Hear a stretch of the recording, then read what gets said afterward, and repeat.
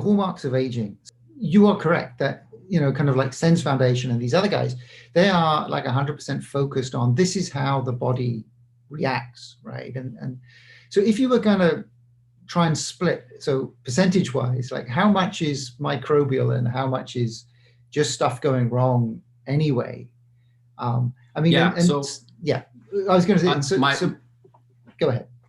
Yeah. So my initial thought is 50-50. Right. But so let's just take it back for a second. So germ-free mice, animals that don't have a microbiome, are not immortal.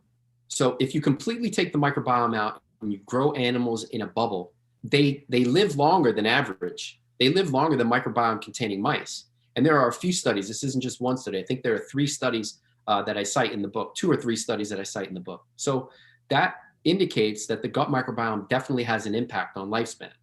So then the question is, why aren't the germ-free mice living, way more than 10 or 20% or whatever the, the percentage is? So there is cellular aging, right? So, but then going back to this vicious cycle, right? So you've got age-related changes in microbiome composition, which can affect gut barrier function, systemic inflammation, and that leads to this vicious cycle loop of inflammation then contributes to further altering the composition of the gut microbiome, and inflammation also affects gut barrier function. So you have this vicious cycle once the microbiome is altered in the negative ways that come during aging.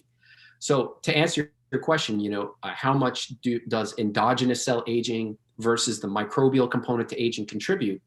So when considering the germ-free mice and rats live, I think, up to 20% longer, or 10 to 20%, somewhere in that range, I'd say that's the microbial component. Now, that's living under, basically sedentary in a cage for the duration of their lifespan, right?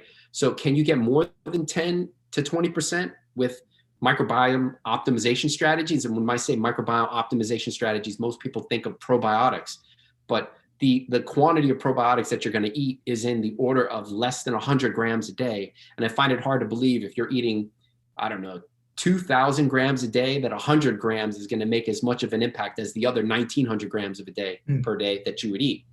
So I don't know what it's unknown, how much the microbial component can actually contribute, but I'm kicking around in my head often, and hopefully I can go after it in some grants over the next few years, of looking at these microbiome optimization strategies on how they affect lifespan. For example, if I'm going to talk about a high fiber diet, what's commonly reported in the literature is a high grain-based diet. Now, compared to a refined grain diet, basically eating chips and all of this trash, so the typical Western diet, eating whole grains is going to be better than eating a diet that's got basically no fiber.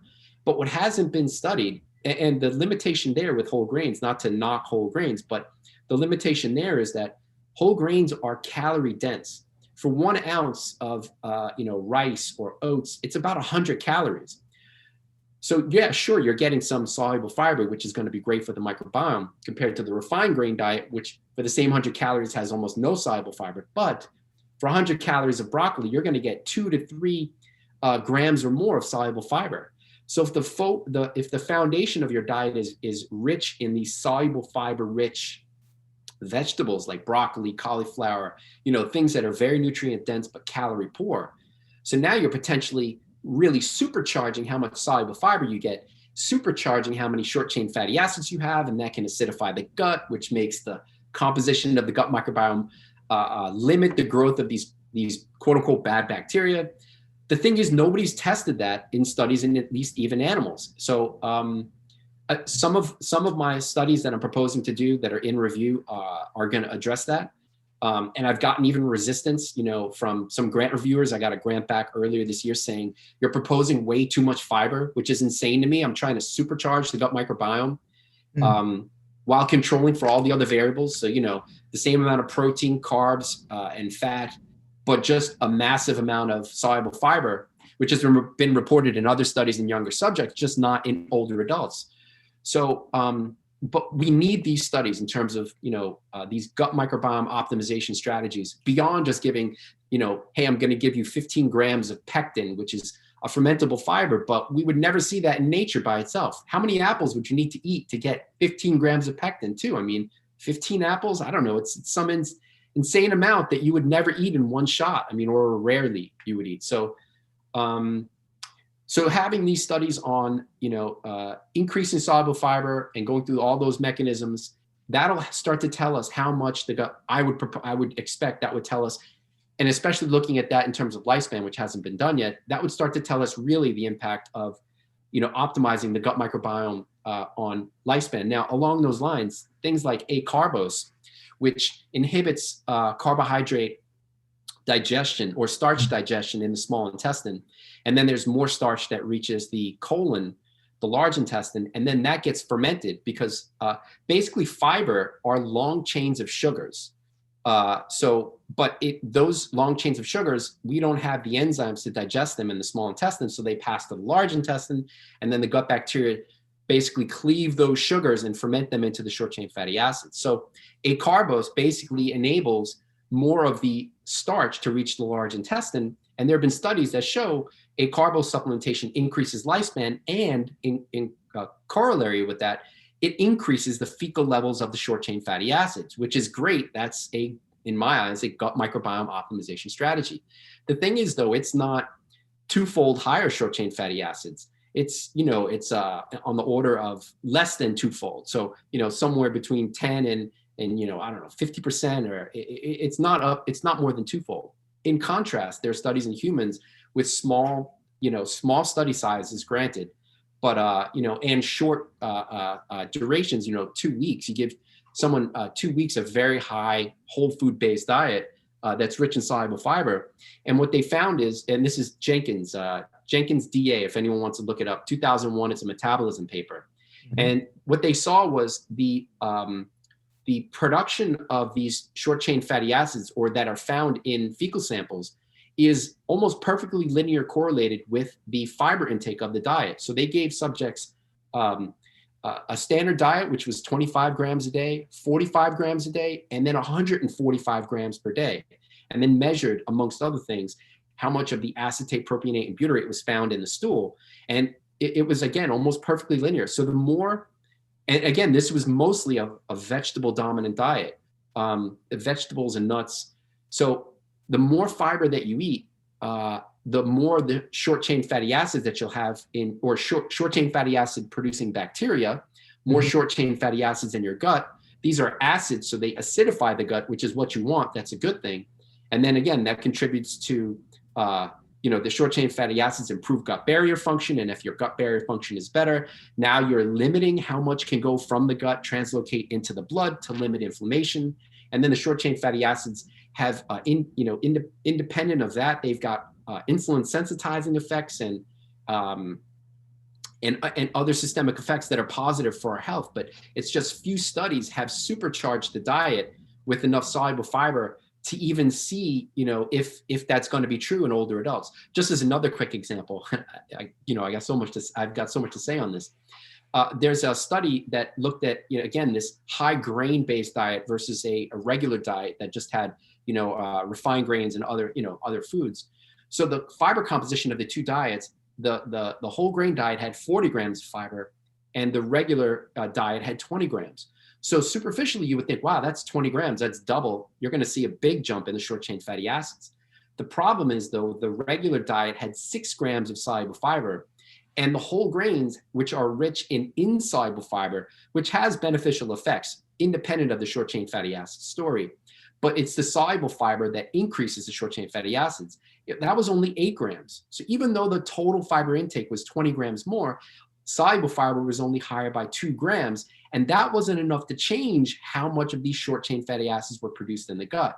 So they didn't see changes there. And so to really see the impact of soluble fiber on the gut microbiome, I think we're going to need way more than, how much you would get in whole grains, how much soluble fiber you would get in whole grains. We've really got to supercharge it and eat large volumes of vegetables, which is essentially the core of my strategy to do that. So. Right. Yes. So I did have one question, because I saw you mentioned germ-free mice, right? So my understanding was like there's all sorts of foods we can't even digest. I don't know whether it's the same for mouse. If we have no gut microbiota, right? So would a human even survive with like germ-free? And Yeah. how do So mice do it? right. So the diet that they're feeding the mice isn't a high vegetable diet, and along the lines of what you're saying, it actually may be detrimental to their lifespan. So if you give a germ-free mice a high soluble fiber diet, it could negatively affect their lifespan and health. So the cecum, which is the area where basically the large intestine starts, it's been shown that germ-free mice basically have an enlarged cecum because more food or fiber is accumulating there because they can't digest it. They don't have the microbes to digest it. And interestingly, I wrote a review paper on this, that some of the early studies in germ-free mice were reported to have an increase in lean mass. So when we hear lean mass, we think, oh, that's an increase in muscle mass, because when you think about things like DEXA, you go in for a DEXA scan, it measures the quantity of lean mass, which we assume is muscle mass. But when considering that the germ-free mice have an increased cecum, it's likely not that it was an increase in muscle mass at all in that case, just an increase in cecum weight. So, and along those lines, later studies that came out actually last year showed that germ-free mice have less muscle mass, which suggests that there are microbes that positively affect muscle. So along the lines of what you're saying, if you give an animal too much fiber that doesn't have a microbiome, it's going to build up in their cecum. And I can't remember the study offhand, but I do remember off the top of my head that there's like a sentence in one study that they fed a quote unquote a high fiber diet, probably soluble fiber, whether pectin or something else and they had to stop because they had to stop that portion of the study, the high fiber portion in the germ-free animals, because their cecum mass was getting so enlarged that I think some of the animals died. So that's in germ-free mice though. Luckily for us, we don't live in a bubble. And I wouldn't propose, if your interest is living longer than average, to live your whole life in a bubble, because you're basically going to lose your immune system. So you're completely dependent on living in the bubble forever, right? And, we live in a microbial world. So if you would ever venture out of your bubble, it would probably be really bad. But I was just using that, that data to illustrate that microbes do affect lifespan. You take away the microbes, they live longer. And actually taking away the microbes in that situation suggests that microbes negatively affect lifespan, because if you take them away and the animals live in a bubble, they live longer. So that did surprise me, I must admit. Yeah. Right? Because we hear that the microbiota, especially the gut microbiota, is like positive and required, and it should be a net positive. And yet you're saying that in this case, germ-free mice actually live longer, which is interesting. Germ-free. Thank you all for watching. I hope that you found the video informative. Please do hit the thumbs up button, subscribe to our channel, and hit the bell button for new video release notifications. It encourages us to continue to create more videos about anti-aging and extending healthy lifespan. Thank you so much for your kind support. I wish you all well, and will speak to you again soon.